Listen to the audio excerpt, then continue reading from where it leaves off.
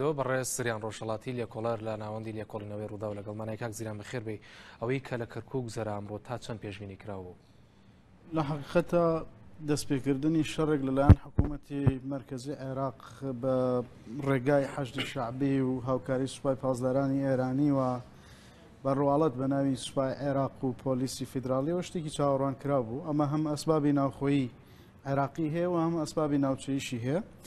لە ئاستی ناوخۆیدا حەیدەر عەبادی پێویستی بەوە هەبوو کە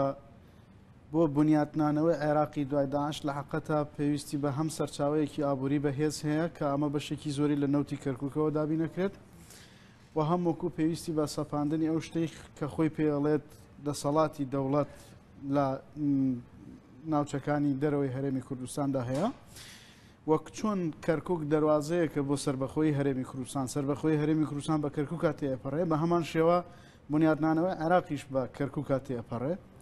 لە حقیقەتە ئەوەی کە گوزەرا ئەمە لەو ڕوانگەیەوە توانین بڵین گرنگی هەبوو بۆ خودی عێراق بووی کە دەست بەم شتە بکات. لە ڕوانگەی سیاسەتی ناوخۆوە عەبادی پێویستی بەوە هەبوو کە شەڕی کوردستان لە دوای داعش دەست پێ بکات لەبەرەوەی کە بێتە پاڵەوانێکی قەومی عەرەبی لە عێراقی تازەدا بۆ بەشێک لە ناسیۆنالیستە عەرەبیەکان کە ئێستا فۆرمێکی تازەی بەخۆوەگرتووە و پاڵپشتی بە مەسەبی شیعی نوعێک ناسیۆنالیزمی تازە لە عێراق خەریکە گەشەکات. دروستکردنی جەنگێک دژ بە کورد تقریبان شتێکی حتمی بوو. لەبیرتان بێت ساڵێک بەر لە ئێستا هێشتا ئۆپەراسیۆنی مووسڵ دەستی پێ نەکرد بوو کە زۆرێک لە ناوەندەکانی توێژینەوەی جیهان پێشبینی ئەویانە کرد کە دوای ئەوەی کە شەڕی مووسڵ کراوە دوای ئەوەی کە ئۆپەراسیۆنی مووسڵ و ڕقە کۆتایی پێهات یەکێک لە جەنگە گریمانەیەکانی داهاتوو جەنگی نێوان حکوومەتی هەرێمی کوردستان و حکوومەتی ئیتیحادیە بێت لە ناوچە کوردستانەکانی دەرەوەی هەرێمی کوردستان و ئەوە ڕوویدا. لە ئاستی منتەقەیشدا لە حەقەدا توانین بڵێن ئێران ماتۆڕی سەرەکی ئەو جەنگەیە کە ئێستا دژ بە کوردستان بەڕێگاوە چێ. ئێران بەرژەوەندی ئێران لە چەند حاڵەتێکدا هەیە. یەکەمەوەیە کە سربەخۆبوونی کوردستان وەکوتم بە کەرکووکە تێپەڕێ. ئەگەر بێت و کەرکووک لە کۆنتترۆلی هەرێمی کوردستاندا نەمێنێت ئەو وەختە بە پلەیەکی زۆر ئەو شتێک کە ئەوان بە مەترسی ئەزانن و پێ ئەڵێن مەترسی سربەخۆی کورد ئەڕەوێتەوە چونکە کوردی تر تقریبا زەحمەتە دوای گیرانی کەرکووک یا لە دەستچوونی کەرکووک بە ئاسانی بتوانێت سربەخۆی ڕابگەێنێ. ئەمە هەم لە ڕووی ئابووریەوە هەم لە ڕووی عمقی فەزای حەیەویەوە گرنگی هەیە بۆ هەرێمی کوردستان. ئێران یەکێک لە هۆکارەکان ئەمەیە. هۆکاری دیکە هێشتنەوەی کورد لە عێراقەوەکو بەرژەوەندیەکی استراتیژی ئێرانە. ئێران کوردی ئەوێ بۆی کە بتوانێت بەردەوام سوود لە عێراقێکی ناکۆک و نایەک پارچە وەربگرێ. هەبوونی کورد میکانیزمێکە بۆی کە بتوانێت هەم سونەکان ڕێگە لە سربەخۆی کوردەکان سونەکان بگرێ و هەم وەکو بتوانێت شیعەکانی عێراقیشی پێ کۆنتترۆل بکە. و خاڵێکی دیکەش بە گوێرەی ئەم استراتیژە تازەی ترامپە کە هێشتا بە تەواوەتی جێبەجێ نەکراوە بەڵام محتەمەلەن لە مانگەکانی داهاتوودا ئەوەی دەرکەوێت کە هەوڵی سنووردارکردنی ئێران وەکو بەریتانیا و ئەڵمانیا ئاماژەی پێدەن کە پێویستە ئێران لە منتیقەکە سنووردار بکرێت. ئێران ئەوێت بەر لەوەی کە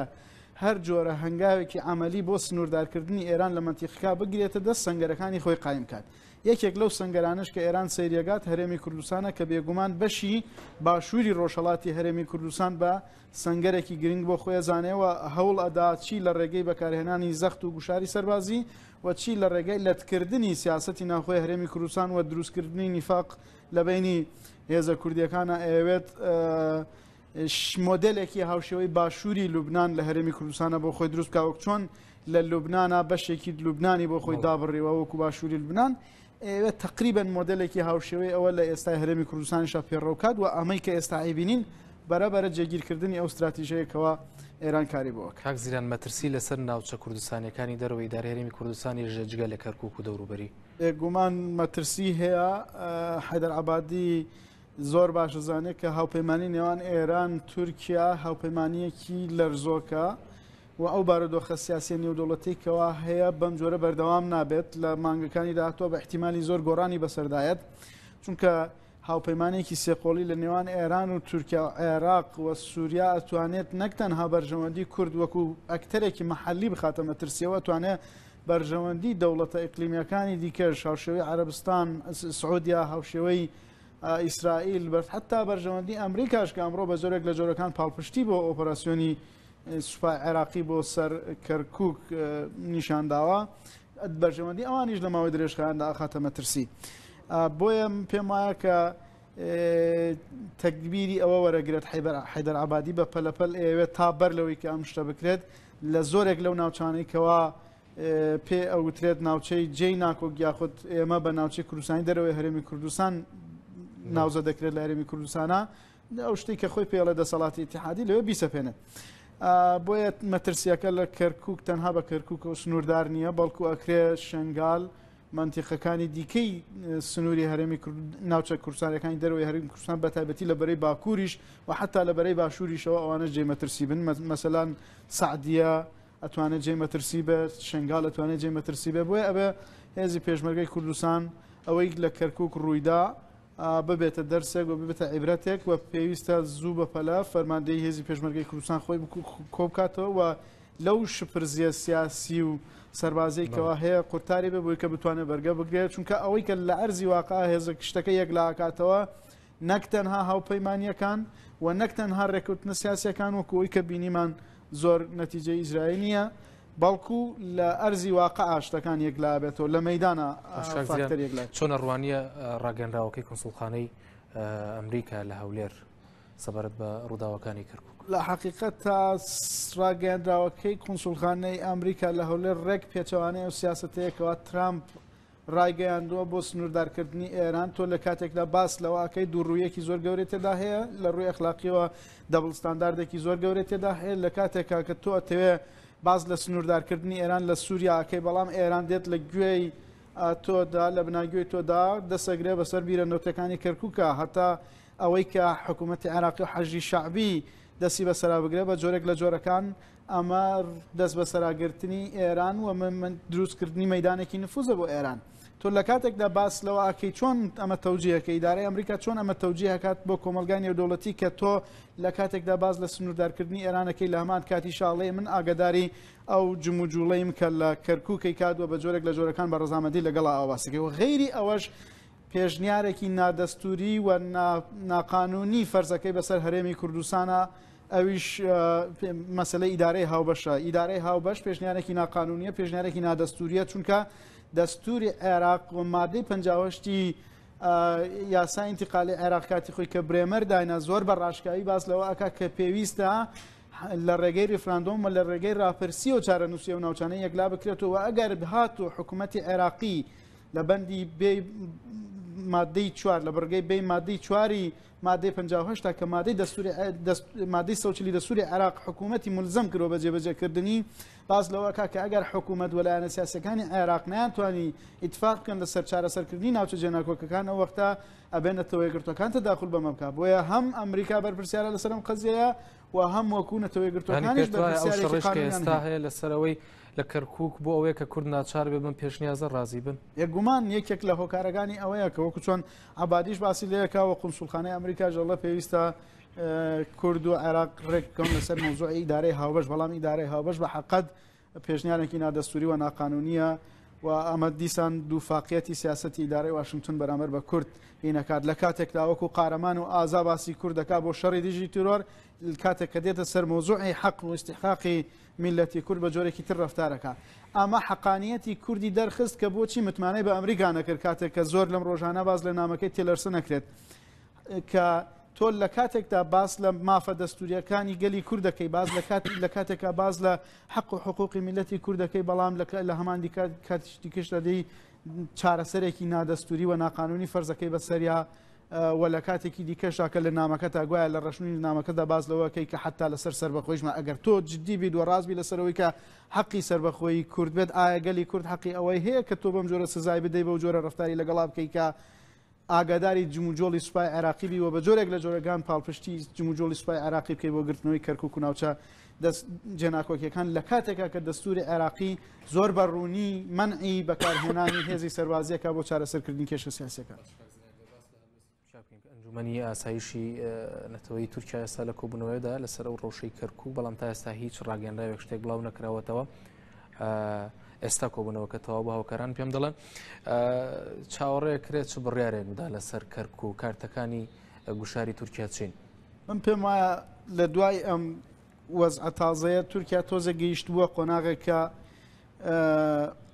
چاوەڕوان بێ بزانێت دۆخەکە بەرەو کوێ چێت بەڵام ئەگەر بێت و بگاتە قۆناغێکە هاوسەنگی هێز لە هەرێمی کوردستانە بە تەواوەتی بگۆڕێەوە هێزێکی تەواوەتی هەرێمی کوردستان ببێتە مەیدانێکی نفوز بۆ ئێران پێم وانییە تورکیا پاڵپشتێکی تەواوەتی بکات لەم قەزیە بەڵام هەندێک حاڵەت هەیە کە تورکیا من پێم وابێ مەجبورە بێەوە ناچاریشەکە بەو جۆرە هەڵوێ زۆر بگرێ بۆ نمونە ئەگەر بێت مەسلەی هەبوونی پەکەکە زۆر لە کەرکووک زۆر گەورە بکرێتەوە تورکیا ناتوانێت سەرڕای ئەوەی کە شتێکی دیکەی بێت بەڵام هەڵوێستێکی پێچەوانەی هاتنی سوپای عراقی بگرێ بۆ ئێ بۆی ئەم مۆزوعانە بێ کورد زۆر بە وریایەوە مامەڵی لەگەڵا بکە پەکەکە ئەگەر لەوێ شەڕەکە پێویست ناکە ئەمە بکرێت بە ڕکلام بگرێەوە بانگەشە بۆ بکرێت بە بیانوویەک بۆی کە تورکیا هاوسۆزی و هاوڵێستی زیاتر لەگەڵ هیناکە ئەمڕۆ ڕۆژێکی تاریخیە بۆ ملەتی کورد و ڕۆژی لە حقەتە سەلمێنرا بۆ ئێمە کە جگە لە چیاکان کورد دۆستێکی نییە ئەوەی ئەمێنێتەوە بۆی کە کورد بتوانێت بەرگری لە خۆی بکە فاکتەری جەماوەرەکەی خوێتی و فاکتەری ذاتی خوێتی فاکتەری ذاتی خۆشی ئەوەیە کە پاڵپشت بگێت و دوور بێت دوور بکێتەوە لە ناکۆکیە ناوخۆیەکان دوور بکێتەوە لە ملمانەی ناوخۆیەکان و بە شێوەیەکی سەرڕای ئەو دۆخەی کە ئێستا لە کەرکووک دروستوە بە شێوەیەکی وورە بەرز بتوانێت ئەو سنگەرانی کە ماوێتی لانیکەم بەرگری لێ بکات و ئەمە لە هەموو کاتێک زیاتر پێویستە بەبێ ئەوەی کە بیانوو بدەین بەدەست دوژمنەوە بۆی کە بتوانێت تەداخلاتی زیاتر بکات بەڵام هیچ گومانێکی تێدا نییە کە لەم وەزعەی ئێستا ناتوانڕی چاوەڕوانی بڕیارێکی پاڵپشتی کەر لە تورکیا بکەی بۆ هەرێمی کوردستان باش هەر سەبارەت بە پەکەکە دوێنێ حەیدەرابادی سەرۆک وەزیرانی عێراق ڕایگەیاند کە پەکەکە هاتوونەتە کەرکووک ئەمەش ڕاگەیاندی جەنگە تورکیاش پشتگیری لە هەڵوێستەکەی حەیدەرابادی سەرۆک وەزیرانی عێراق کرد پێت وایە ئەمە مانای چیەگەێنێت لە شنگال لە قەندیل چی ڕووەدا پێت وایە سنوور داخستنی بەدوادایەت من پێم وایە باگەری زۆر ببورە باگەری زۆر ئەمە ڕێخۆشکردنە بۆی کە چونکە حوزوری پەکەکە زیاتر لە شنگال هەیە تاوەکو کەرکووک ئەمە ڕێخۆشکردنە بۆی کە بتوان بە بیانووی ئەوە تورکیا پەلکێشی ئۆپەراسیۆنی شنگال بکەن لە دوای مەرحەلەی ئۆپەراسیۆنی کەرکووک ئەبێ پەکێکە بەڕاستی زۆر زۆر وریابێ لەم قەزیە و هەرێمی کوردستان ئەبێ زۆر زۆر وریابێ لەم قەزیە پەکەکە ئەگەر بتوانێت بە شێوەیەکی جیاوازتر بجوڵێتەوە و بیانوویەک نەدا بەدەست دەوڵەتی تورکیا و بیانوویەک نەدا بەدەست حکوومەتی عێراقی و هەر ئەم حکوومەتی عێراقیە بوو کاتی خۆی کە ناکۆکیان هەبوو لەگەڵ سوپای تورکیا و سوپای تورکیا هێزی ناردۆ باشیک باسی لەوە کرد کە گەلی کورد لە باکووری کوردستان خەباتێکی ڕەوا و خەباتێکی مافەروەرانەی هەیە و باسی ئەندامانی پەکەکەی وەکو جەنگاوەرانی ئازادیە کرد کەچی ئێستاش ئەوانە بە هێزی تەرۆریست لە قەڵەمەدا و هەبوونی ئەوانە بە ئەعلانی شەر لە قەڵەمەدا بۆیە ئەبێ وریابێ پەکەکە کە موامەرەیەکی نێودەوڵەتی گرنگ هەیە لەسەر هەرێمی کوردستان و نابێت ڕەفتارەکان بە جۆرێک بێت کە پاساوێک بۆ ئەو جۆرە موامەرانە لەسەر هەرێمی کوردستان زیاتر بکرێت باش کاک زیرەن باس لەوە کرد کە ئەگەر هەرێمی کوردستان بوو بە جێگەی هەژموو یاخ بوو بە جێنفوزی ئێران تورکیا بێگومانەما قبول ناکە مامەڵە لەگەڵ ئەو جۆرە بارودۆخە ناکە ئەو ڕێگایانە چینکە لە کاتێکدا تورکیا پێشتر گشتپرسی ڕەت کردوێتەوە ڕێگایانە چینکە جارێکی دیکە تورکیا بێتەوە لەگەڵ هەرێمی کوردستان ڕاکێشێتەوە بۆ لای خۆ لە دوای کۆنتترۆلکردنی کەرکووک گەر بێت و سوپای عێراقی و حکوومەتی عێراق کۆنتترۆلی کەرکووک بک بە تەواوەتی وە کەرکووک لە دەست هەرێمی کوردستانە نەمێنێت ئەو وەختە من پێم وا بێ تورکیا دڵنیا بێتەوە لەوەی کە هەرێمی کوردستان ناتوانێت بە شێوەیەکی تاگلایانە سربەخۆی ڕابگەێنێ ئەو وەختە پێویستە لە ڕێگەی کەناڵەکانی ترەوە چونکە نیگەرانی تورکیا ئەوە بوو کە وەک چۆن گشتپرسیەکەی کرد هەرێمی کوردستان بە شێوەیەکی تاکلایانە سربەخۆی ڕابگەێنێت ئەو وەختە دڵنیا بێتەوە لەوەی کە هەرێمی کوردستان ناتوانێت ئێستا لە حاڵی حازرە سربەخۆی ڕابگەێنێ و ئەکرێ جارێکی دیکە هەوڵی بەرقرارکردنەوەی پەیوەندی بدرێت بەڕێز سریان ڕۆژهەڵاتی لێکۆڵەر لە ناوەندی لێکۆڵینەوەی ڕوودا و بە خێراتی کاک زیران